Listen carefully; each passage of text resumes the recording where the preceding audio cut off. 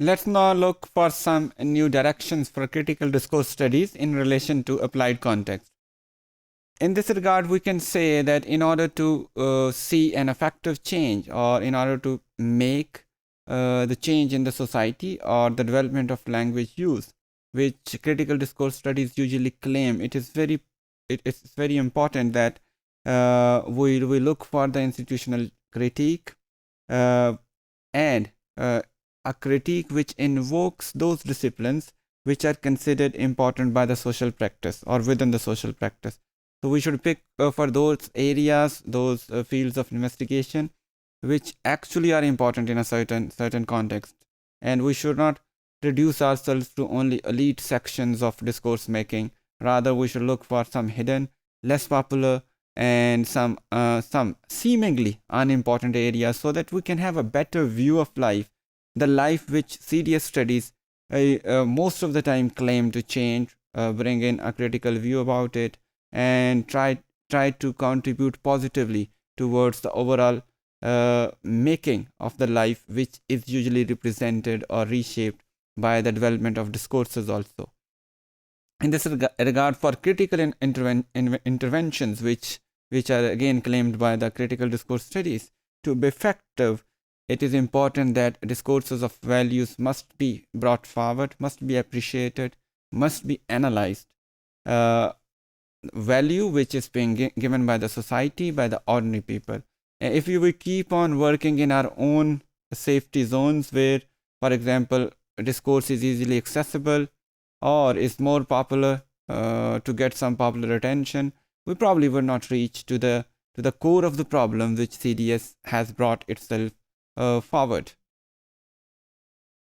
In sum, even a cursory review of the workplace literature within critical discourse studies and allied fields would let us know that there are certain determined interests in institutional or professional domains, although the breadth and width of the interest varies from one discipline to another. Few studies probably would be focusing more on legal, medical discourses, and others probably would focusing more on educational or educational institutions-based discourses, where there has been a rich interest in these areas. In future studies, it is advised that some new disciplines, areas of interest, fields of workplace, and fields which affect common people more must be brought in, and these changes probably would bring in certain methodological and epistemological insights. That means they would open up critical discourse studies for more flexible or unique methodological devices, as well as it would also open up new vistas of knowledge, maybe more social sciences coming in and joining hands with critical discourse analysts, and they would probably make the scope or the width as well as the interest of critical discourse analysts deeper. In addition to its core objective of social critique, CDS is also principally committed to exposing gaps in academic orthodoxy and to exposing them as ideological or hegemonic. I mean, not only to critique certain discourse, but also to look into certain areas where we have certain hegemonic designs being displayed through discourses or are hidden in the discourses. So we need to look for new areas of thought. We need to look for our own academic orthodoxy also. Why and how we are relying on certain areas only, and why not we are moving in those areas which probably would cater common interest more. We need to move away from rhetoric of critique, which is a self-serving exercise in academic branding. This is generally claimed by some people. This field needs to remain open to new forms of writing and to be aware of its own linguistic orthodoxies. We should stop claiming that we have a license to conduct a certain critical discourse analysis and must not ignore people who are relevant to that discourse.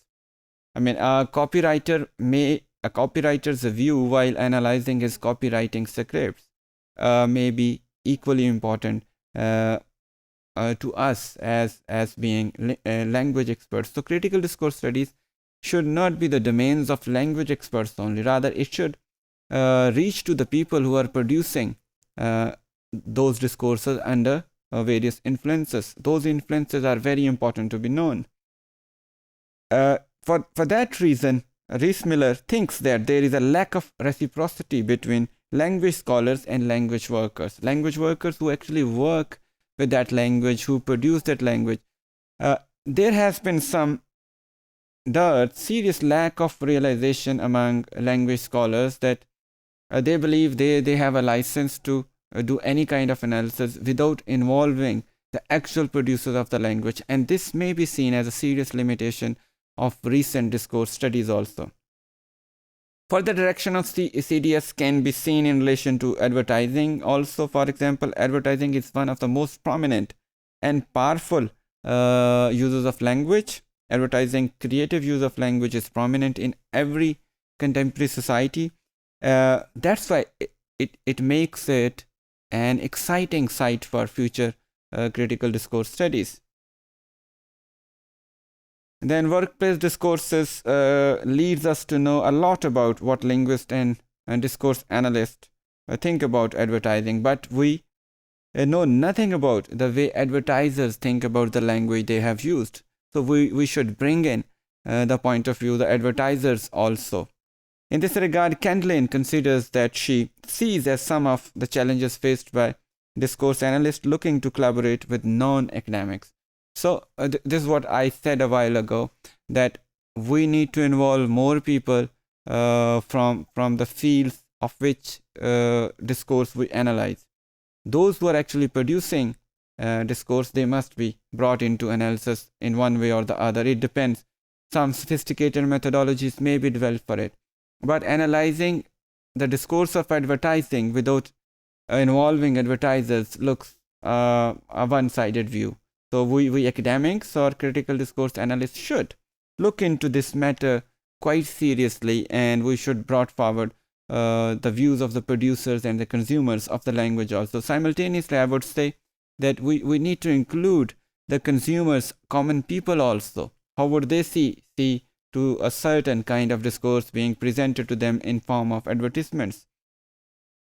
Academics should pay attention to the kind of training other professionals receive, and under that training, what kind of discourse they would probably generate. What points of contact might we find between our ways of knowing and doing language and theirs?